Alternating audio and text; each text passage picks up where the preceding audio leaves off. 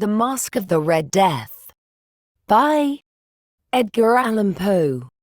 The Red Death had long devastated the country. No pestilence had ever been so fatal, or so hideous. Blood was its avatar and its seal, the redness and the horror of blood. There were sharp pains, and sudden dizziness, and then profuse bleeding at the pores, with dissolution. The scarlet stains upon the body and especially upon the face of the victim, were the pest ban which shut him out from the aid and from the sympathy of his fellow men. In the whole seizure, progress and termination of the disease were the incidents of half an hour.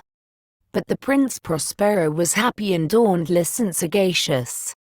When his dominions were half depopulated, he summoned to his presence 1,000 hale and light-hearted friends from among the knights and dames of his court, and with these retired to the deep seclusion of one of his castellated abbeys.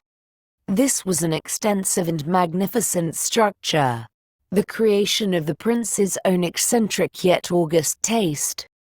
A strong and lofty wall girdled it in. This wall had gates of iron. The courtiers, having entered, brought furnaces and massy hammers and welded the bolts. They resolved to leave means neither of ingress nor egress to the sudden impulses of despair or of frenzy from within. The abbey was amply provisioned. With such precautions the courtiers might bid defiance to contagion. The external world could take care of itself. In the meantime it was folly to grieve, or to think. The prince had provided all the appliances of pleasure. There were buffoons, there were improvisatori, there were ballet dances, there were musicians, there was beauty, there was wine. All these in security were within. Without was the Red Death. It was towards the close of the 5th or 6th month of his seclusion, and while the pestilence raged most furiously abroad, that the Prince Prospero entertained his 1,000 friends at a masked ball of the most unusual magnificence.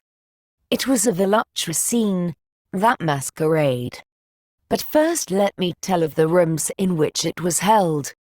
These were 7, an imperial suite. In many palaces, however, such suites form a long and straight vista, while the folding doors slide back nearly to the walls on either hand, so that the view of the whole extent is scarcely impeded. Here the case was very different, as might have been expected from the Duke's love of the bizarre. The apartments were so irregularly disposed that the vision embraced but little more than one at a time. There was a sharp turn at every 20 or 30 yards, and at each turn a novel effect. To the right and left, in the middle of each wall, a tall and narrow Gothic window looked out upon a closed corridor which pursued the windings of the suite. These windows were of stained glass whose color varied in accordance with the prevailing hue of the decorations of the chamber into which it opened. That at the eastern extremity was hung, for example, in blue, and vividly blue were its windows. The second chamber was purple in its ornaments and tapestries, and here the panes were purple. The third was green throughout, and so were the casements. The fourth was furnished and lighted with orange, the fifth with white, the sixth with violet. The 7th apartment was closely shrouded in black velvet tapestries that hung all over the ceiling and down the walls, falling in heavy folds upon a carpet of the same material and hue. But in this chamber only, the color of the windows failed to correspond with the decorations. The panes here were scarlet, a deep blood color. Now, in no one of the 7 apartments was there any lamp or candelabrum, amid the profusion of golden ornaments that lay scattered to and fro or depended from the roof. There was no light of any kind emanating from lamp or candle within the suite of chambers. But in the corridors that followed the suite, there stood, opposite to each window, a heavy tripod, bearing a brazier of fire, that projected its rays through the tinted glass and so glaringly illumined the room. And thus were produced a multitude of gaudy and fantastic appearances. But in the western or black chamber the effect of the firelight that streamed upon the dark hangings through the blood-tinted panes was ghastly in the extreme, and produced so wild a look upon the countenances of those who entered, that there were few of the company bold enough to set foot within its precincts at all.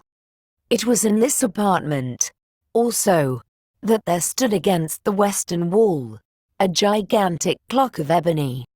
Its pendulum swung to and fro with a dull, heavy, monotonous clang, and when the minute hand made the circuit of the face, and the hour was to be stricken, there came from the brazen lungs of the clock a sound which was clear and loud and deep and exceedingly musical, but of so peculiar a note and emphasis that, at each lapse of an hour, the musicians of the orchestra were constrained to pause momentarily in their performance to hearken to the sound, and thus the waltzers perforce ceased their evolutions, and there was a brief disconcert of the whole gay company, and, while the chimes of the clock yet rang, it was observed that the giddiest grew pale, and the more aged and sedate passed their hands over their brows as if in confused reverie or meditation. But when the echoes had fully ceased, a light laughter at once pervaded the assembly. The musicians looked at each other and smiled as if at their own nervousness and folly, and made whispering vows, each to the other, that the next chiming of the clock should produce in them no similar emotion, and then, after the lapse of 60 minutes, which embrace 3,600 seconds of the time that flies, there came yet another chiming of the clock. And then with the same disconcert and tremulousness and meditation as before. But, in spite of these things, it was a gay and magnificent revel. The tastes of the Duke were peculiar. He had a fine eye for colors and effects. He disregarded the decora of mere fashion. His plans were bold and fiery, and his conceptions glowed with barbaric luster. There are some who would have thought him mad. His followers felt that he was not. It was necessary to hear and see and touch him to be sure that he was not. He had directed, in great part, the movable embellishments of the 7 chambers, upon occasion of this great fight, and it was his own guiding taste which had given character to the masqueraders. Be sure they were grotesque. There were much glare and glitter and piquancy in phantasm, much of what has been since seen in Hernani. There were arabesque figures with unsuited limbs and appointments. There were delirious fancies such as the madman fashions. There were much of the beautiful, much of the wanton, much of the bizarre, something of the terrible, and not a little of that which might have excited disgust. To and fro in the 7 chambers there stalked, in fact, a multitude of dreams. And these, the dreams, writhed in and about taking hue from the rooms, and causing the wild music of the orchestra to seem as the echo of their steps. And, anon, there strikes the ebony clock which stands in the hall of the velvet. And then, for a moment, all is still, and all is silent save the voice of the clock. The dreams are stiff frozen as they stand. But the echoes of the chime die away. They have endured but an instant, and a light, half-subdued laughter floats after them as they depart. And now again the music swells, and the dreams live, and writhe to and fro more merrily than ever, taking hue from the many-tinted windows through which stream the rays from the tripods.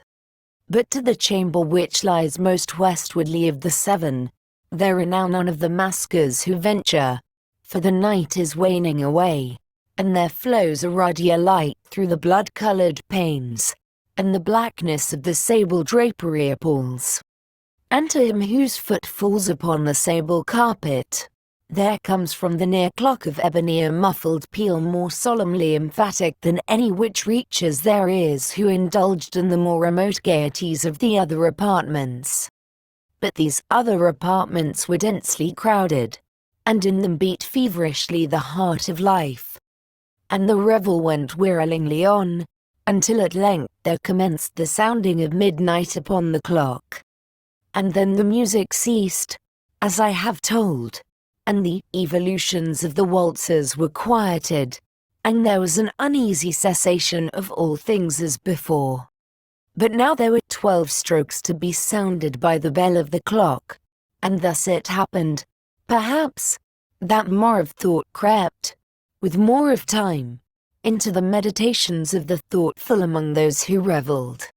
And thus too, it happened, perhaps, that before the last echoes of the last chime had utterly sunk into silence, there were many individuals in the crowd who had found leisure to become aware of the presence of a masked figure which had arrested the attention of no single individual before.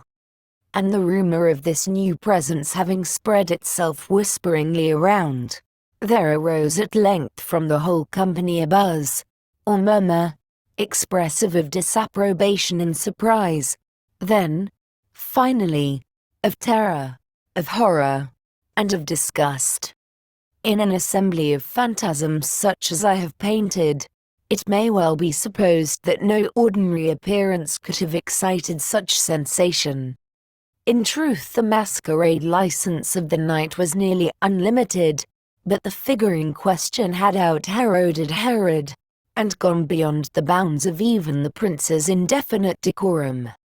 There are chords in the hearts of the most reckless which cannot be touched without emotion. Even with the utterly lost, to whom life and death are equally jests, there are matters of which no jest can be made. The whole company, indeed, seemed now deeply to feel that in the costume and bearing of the stranger neither wit nor propriety existed. The figure was tall and gaunt, and shrouded from head to foot in the habiliments of the grave. The mask which concealed the visage was made so nearly to resemble the countenance of a stiffened corpse that the closest scrutiny must have had difficulty in detecting the cheat. And yet all this might have been endured, if not approved, by the mad revellers around. But the mummer had gone so far as to assume the type of the Red Death. His vesture was dabbled in blood, and his broad brow, with all the features of the face, was besprinkled with the scarlet horror.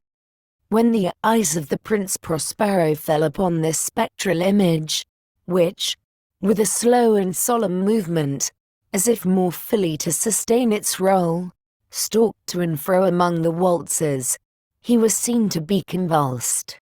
In the first moment with a strong shudder either of terror or distaste, but, in the next, his brow reddened with rage. "Who dares?" he demanded hoarsely of the courtiers who stood near him. "Who dares insult us with this blasphemous mockery? Seize him and unmask him, that we may know whom we have to hang, at sunrise, from the battlements." It was in the eastern or blue chamber in which stood the Prince Prospero as he uttered these words. They rang throughout the 7 rooms loudly and clearly, for the prince was a bold and robust man, and the music had become hushed at the waving of his hand. It was in the blue room where stood the prince, with a group of pale courtiers by his side. At first, as he spoke, there was a slight rushing movement of this group in the direction of the intruder, who at the moment was also near at hand, and now, with deliberate and stately step, made closer approach to the speaker.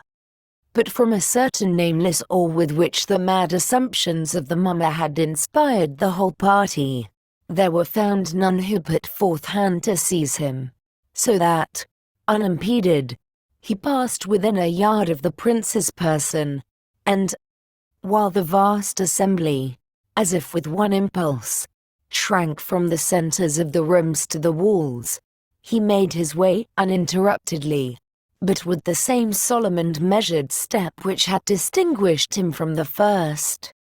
Through the blue chamber to the purple, through the purple to the green, through the green to the orange, through this again to the white, and even thence to the violet, ere a decided movement had been made to arrest him. It was then, however, that the Prince Prospero, maddening with rage and the shame of his own momentary cowardice, rushed hurriedly through the 6 chambers, while none followed him on account of a deadly terror that had seized upon all.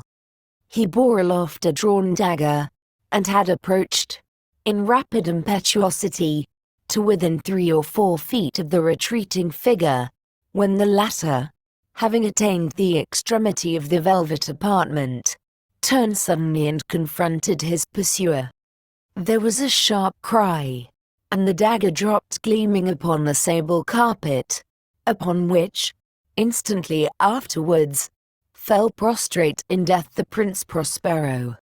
Then, summoning the wild courage of despair, a throng of the revellers at once threw themselves into the black apartment, and, seizing the mummer, whose tall figure stood erect and motionless within the shadow of the ebony clock, gasped in unutterable horror at finding the grave cerements and corpse-like mask, which they handled with so violent a rudeness, untenanted by any tangible form. And now was acknowledged the presence of the Red Death. He had come like a thief in the night, and one by one dropped the revellers in the blood-bedewed halls of their revel, and died each in the despairing posture of his fall. And the life of the ebony clock went out with that of the last of the gay, and the flames of the tripods expired, and darkness and decay and the Red Death held illimitable dominion over all.